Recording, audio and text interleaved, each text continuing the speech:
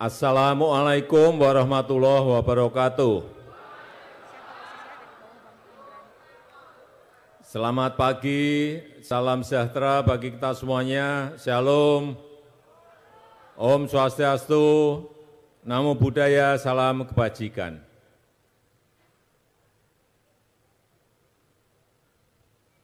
Yang saya hormati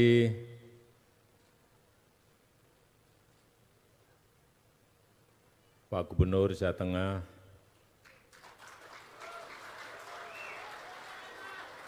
Pak Ganjar Pranowo, beserta Ibu yang hadir pada pagi hari ini.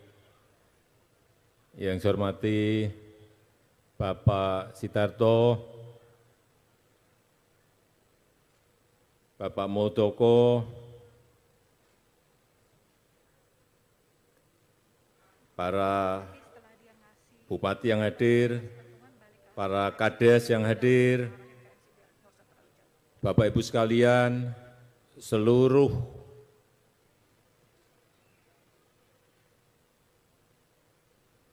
relawan, seluruh kader-kader Projo yang saya hormati, yang saya cintai, yang saya banggakan. Hadirin dan undangan yang berbahagia.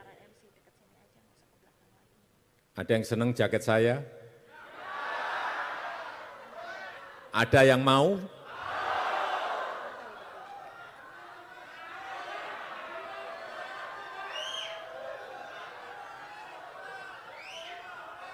Nanti saya pilih nanti setelah saya menyampaikan beberapa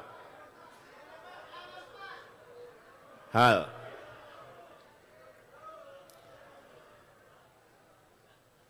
Yang pertama, kita harus menyadari semuanya bahwa akibat pandemi 2 tahun lebih kondisi ketidakpastian menjadi sangat meningkat. Bukan hanya negara kita, Indonesia, tetapi seluruh negara di dunia ini mengalami hal yang sama. Pandemi hampir selesai. Muncul persoalan baru yang namanya perang di Ukraina. Satu persoalan belum rampung, muncul persoalan besar yang lain. Kelihatannya perang Ukraina itu jauh dari kita. Tetapi dampaknya semua negara mengalami. Belum pulih dari pandemi, ekonomi, muncul perang.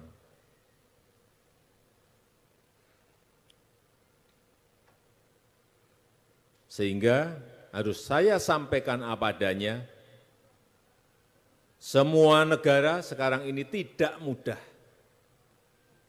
Negara kita sendiri juga sama, tidak gampang menghadapi persoalan besar ini.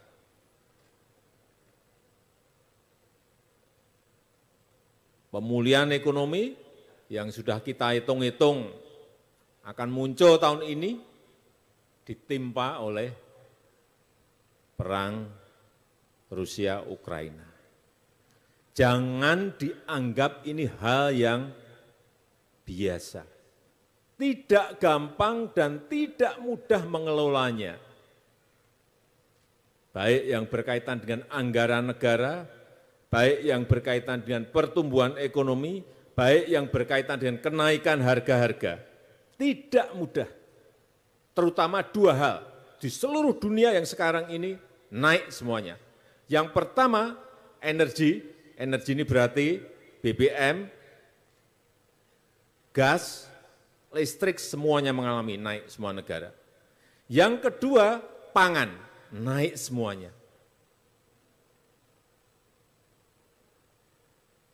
Semua negara ini yang namanya gandum, di Eropa maupun di Amerika, naiknya sudah lebih dari 30%. Bahkan waktu saya ke Amerika kemarin, 10 hari yang lalu, yang namanya susu bayi, enggak ada barangnya.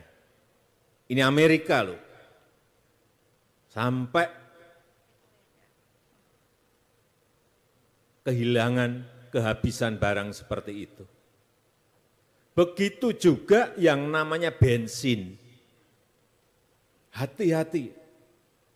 Kita ini masih bertahan agar yang namanya Pertalite tidak naik. Yang pertama naik, naiknya juga saya kira enggak banyak. Tapi itu yang punya mobil-mobil mewah enggak apa-apa, yang pakai mereka. Tapi yang Pertalite ini kita tahan betul. Agar tidak naik dan harganya tetap di angka 7.650.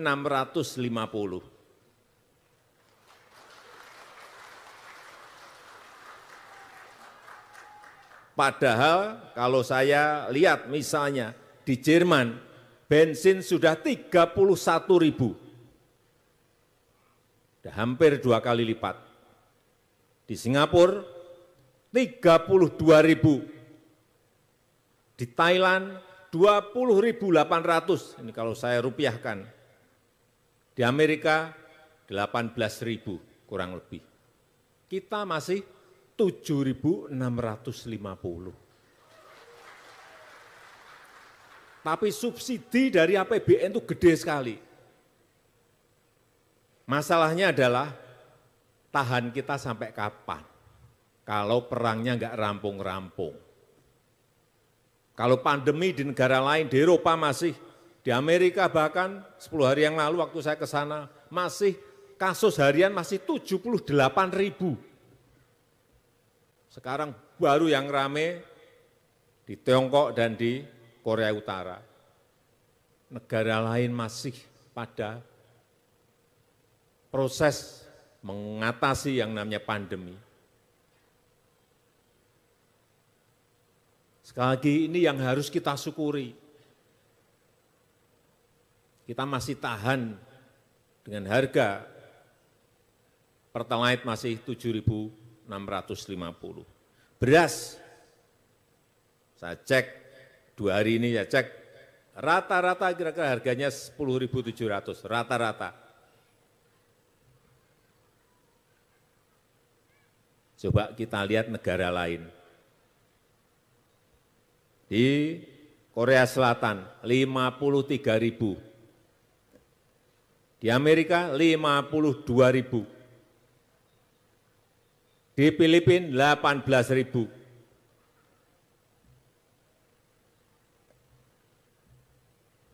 Ini yang harus kita syukuri.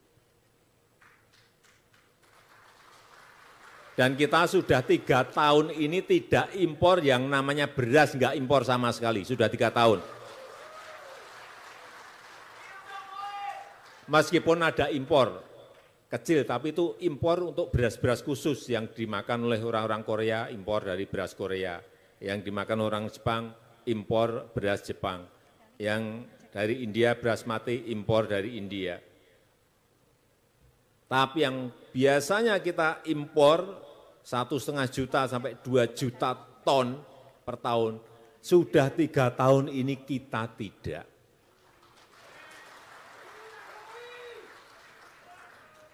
Ini yang harus dipertahankan. Syukur stoknya bisa kita perbesar. Artinya produktivitas petani itu harus ditingkatkan. Minyak goreng, ini bukan persoalan mudah. Sudah sejak awal Januari saya melihat naik. Kenapa naik? Sama seperti harga pangan yang lain. Karena harga internasional, harga globalnya tinggi, semua negara mengikuti ketarik ke sana. Karena harga minyak goreng, terutama di Eropa, di Amerika naiknya tinggi, harga di dalam negeri ketarik. Orang, produsen, senang ekspor daripada suplai memasok di dalam negeri. Akhirnya apa? Ketarik harganya menjadi naik. Sudah beberapa kebijakan kita lakukan, tapi tidak mempan, tetap naik. Akhirnya saya stop. Minyak goreng nggak boleh ekspor. Tapi itu juga kebijakan yang tidak mudah. Begitu di stop, harga TBS, harga tandan sawitnya jatuh turun. Petani sawit, pekerja sawit, 17 juta orang. Ini negara ini mencari keseimbangan seperti itu tidak mudah. Jangan dipikir gampang. Tidak mudah. Begitu juga selain urusan petani, urusan pekerja di sawit, juga urusan income negara. Pajak dari sawit, biaya ekspor dari sawit, biaya keluar dari sawit, PNBP dari sawit itu gede sekali. Kurang lebih 60 sampai 70 triliun. Besar sekali. Padahal APBN sangat membutuhkan penerimaan negara. Jadi kenapa sampai 4 bulan kita nggak berani stop ekspor itu juga karena itu.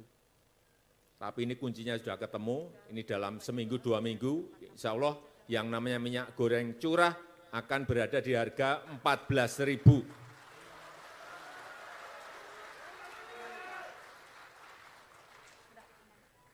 Saya dengan amat sangat untuk kepentingan masyarakat banyak, ya produsen-produsen gede-gede itu saya tekan semuanya, udah. Saya sebetulnya nggak seneng nekan-nekan mekanisme pasar, nggak seneng. Tapi yang ini memang harus terpaksa, harus dilakukan. Harus dilakukan. Tadi saya cek di Pasar Muntilan, saya mampir di Pasar Muntilan tadi, cek harga berapa per liter, 14.500. Saya mau besok mau ngecek lagi di pasar-pasar yang lain apakah, tapi mungkin dalam waktu seminggu 2 minggu ini saya kira semua pasar sudah harganya kurang lebih seperti itu. Sekarang bandingkan, coba dibandingkan harga minyak goreng di Jerman. Saya cek Dubes, coba harga per liter di sana berapa? 47.000. 47.000. Di Singapura saya cek, Dubes coba cek 41.000 per liter ini. Di Amerika 45.000. Artinya kita ini masih bisa mengendalikan yang namanya inflasi, mengendalikan kenaikan harga-harga. Tetapi sekali lagi, saya juga ingin yang kedua ini penting sekali, masyarakat juga mulai ini persoalan ini, kesulitan-kesulitan global ini akan sampai kapan enggak jelas, tidak pasti. Sehingga yang kedua, saya minta seluruh rakyat, seluruh masyarakat berhemat, menabung, enggak apa-apa, kecil-kecil tapi menabung, berhemat.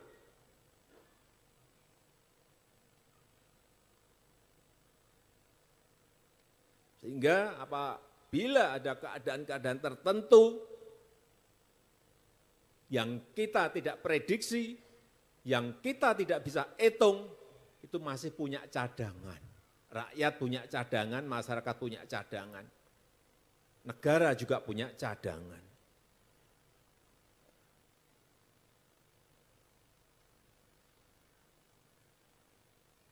Supaya tahu, untuk mempertahankan harga Pertalite, harga LPG, listrik yang di bawah 3.000, pemerintah itu keluar gede sekali. Sangat besar sekali. 502 triliun. 502 triliun.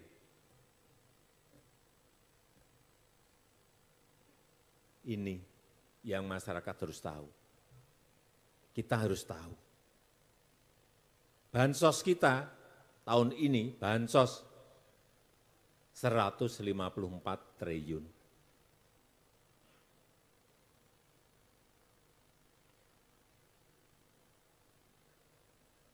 Kita, APBN kita masih memiliki kekuatan-kekuatan ini. Tetapi sekali lagi, Semuanya sulit diprediksi, semuanya sulit dihitung. Karena ketidakpastian global, ketidakpastian dunia itu terus-menerus terjadi. Sehingga yang ketiga, yang berkaitan dengan politik, yang ketiga, karena kita harus fokus dan bekerja untuk menyelesaikan persoalan-persoalan tadi, yang ketiga, urusan politik, ojo kesusu sik. Jangan tergesa-gesa, jangan tergesa-gesa. Meskipun mungkin yang kita dukung ada di sini.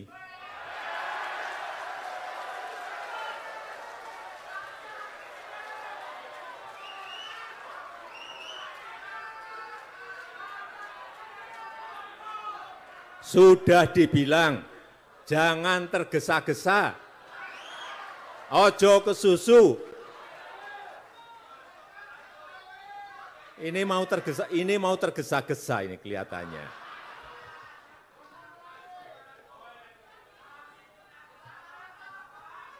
Sekali lagi, persoalan-persoalan ini harus diselesaikan dulu, baru kita masuk ke yang namanya nanti keputusan yang saya akan dengar dari Bapak Ibu semuanya. Saya akan ajak bicara. Sekali lagi, jangan tergesa-gesa. Karena dinamika politik sekarang ini juga masih belum jelas. Benar enggak? Partai apa, mencalonkan siapa, belum jelas.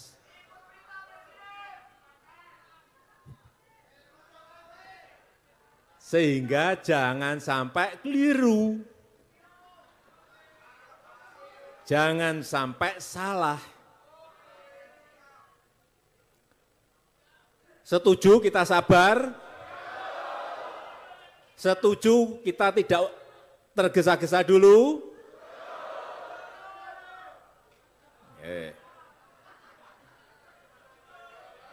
Kalau sudah menjawab seperti itu saya jadi enak.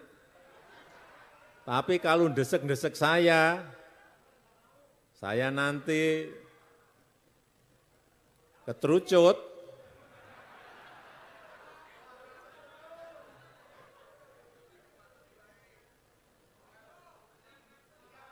Sekali lagi, ojo kesusu dhisik. Nggih? Nggih? Setuju?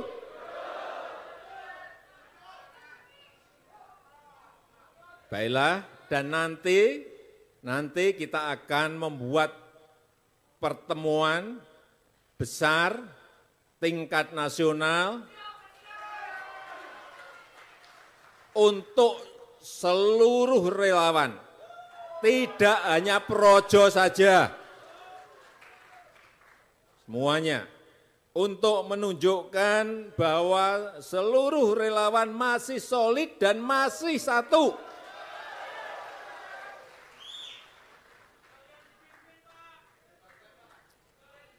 Iya, jangan sampai